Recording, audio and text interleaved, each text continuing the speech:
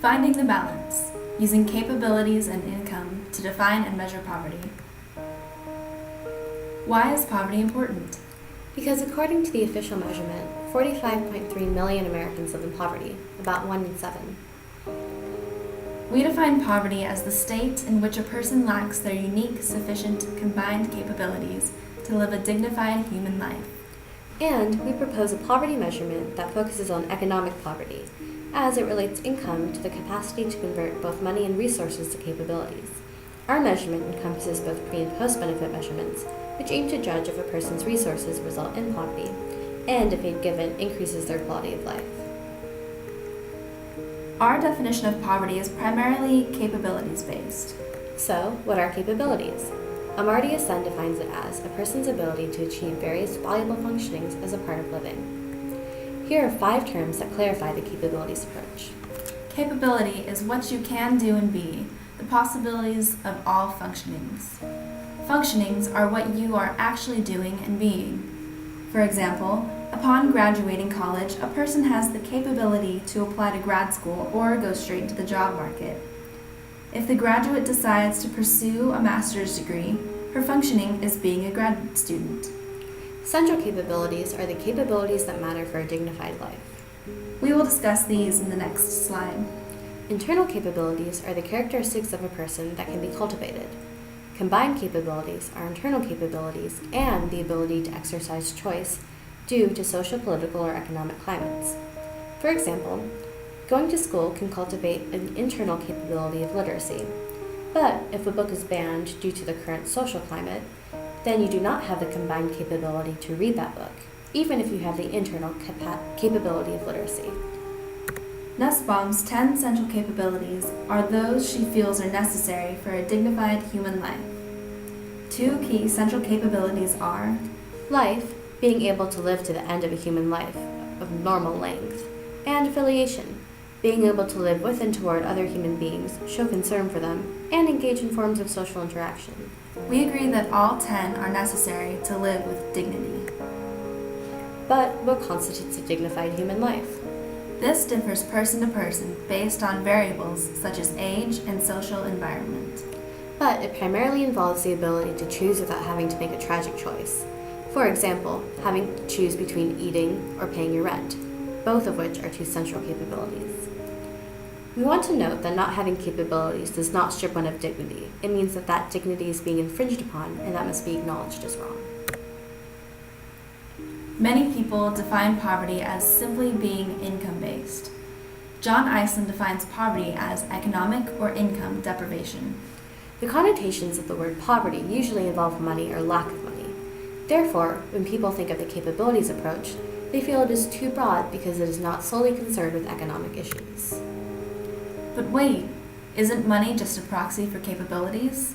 Amartya Sen states that since income is not desired for its own sake, any income-based notion of poverty must refer, directly or indirectly, to those basic ends which are promoted by income as means.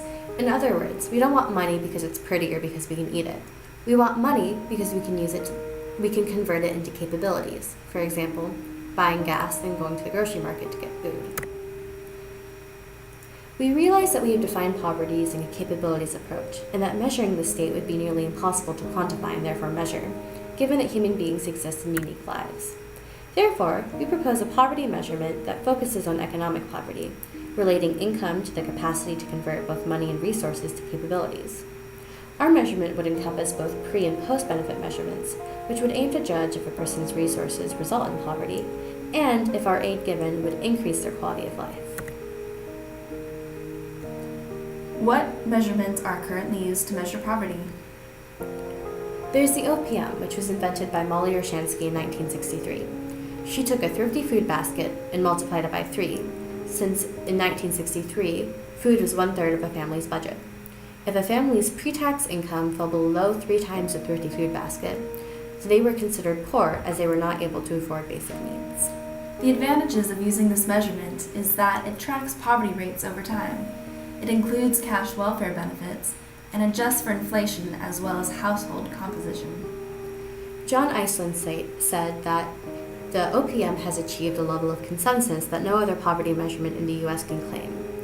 And, as an analytic tool, it has provided much useful information about trends in economic well-being. However, the OPM suffers from notable technical problems, and the definition of money income used is flawed. The disadvantages of this measurement are that it does not adjust for location or cohabitation. It does not account for non-discretionary expenses, such as childcare, transportation, or healthcare. Also, it is outdated. It doesn't take into account today's FCSU needs, which are twice what Molly Orshansky has measured. It does not show the depth or nearness of poverty, and it measures the pre-tax income, which is not representative of what resources families truly have. The supplemental poverty measurement was made to try to rectify some of those omissions.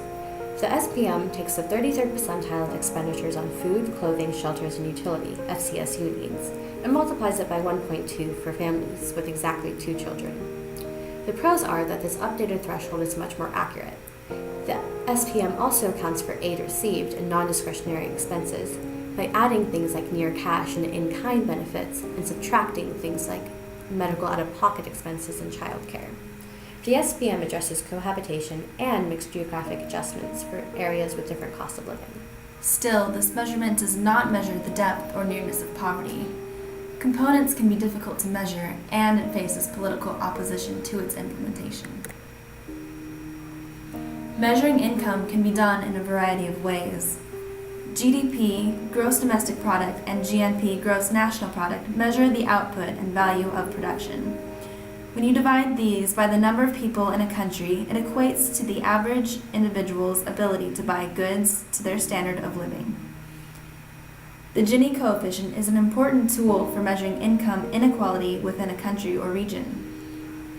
Household wealth includes physical and financial assets and subtracts all debts. Income, on the other hand, considers only pre-tax earnings. But we recognize that we define poverty as measured through capabilities. Measuring capabilities is much more difficult. GDP and GNP are sometimes used as measurements of the quality of life in a country, although this is not an accurate depiction, because GDP measures how much stuff a country has, not how well its residents are doing. Measuring large-scale capability deficiencies can be done at the community level, if not the personal level. We can measure life expectancy, infant and maternal mortality rates, and literacy rates for a community to try to assess their quality of life. But what are the effects of measuring poverty? Certainly, there are beneficial outcomes. Simply by measuring poverty, it indicates that poverty is a problem. A good measurement will identify sources of the problem and consider the depth of the issue. It will inquire as to who needs help and who should be targeted for aid. It may also clear up misinterpretations of what poverty truly is. But there are also harmful outcomes. There is a potential for exclusion by definition because, when something is defined, it includes some people but excludes others. If the group that is excluded is truly in poverty, then they are harmed by their exclusion from the group. However, there is also stigmatization to poverty. For those not in poverty, a definition provides a justification for their disregard for the poor. They are wealthier and therefore they think they are better. For those at the brink of poverty, they avoid aid as to not slip into the stigmatization of being poor, even when that aid could potentially keep them afloat when they need it. And for those in poverty, the stigmatization reduces self-worth and self-image, infringing on their human dignity. Class and prejudice restrict and shape our lives, and resistance to hatred is not a simple act. The measurement fallacy is also a problem. The measurement fallacy is letting the measurement dictate the concept. For example, if it's easier to measure poverty through income, that gives the false conception that poverty is only income-based, even when it can be something like capabilities, which are much harder to measure. Our proposed measurements are: The official measurement would use current SPM thresholds. It would consider post-tax, pre-benefit income. For unrelated co-inhabitants who don't file taxes together, shelter and utilities would be combined, but since they probably buy food and clothing separately, those two would be separate. Our official measurement would attempt to measure the stratification of poverty by putting quartiles under the poverty line. That way, the stratified levels of aid could hopefully provide assistance for those who need it. Our supplemental measurement, like the SPM, would not be used to determine aid, but rather to assess what that aid is doing. It would use household wealth instead of purely income to measure the resources of a family. It would also gauge the stratification of poverty by measuring above and below the poverty threshold. It also captures inequalities of income with the Gini coefficient within regions or states. Community-based measurements would attempt to measure capabilities of communities by looking at things like literacy, life expectancy, and health. We would also measure household income post-aid, benefits, and non-discretionary expenses.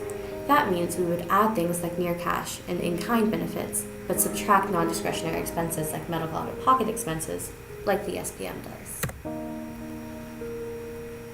We believe that above all, the dignity to make choices is the main determinant of quality of life, and that this should be the key focus of what it means to be or not to be in poverty.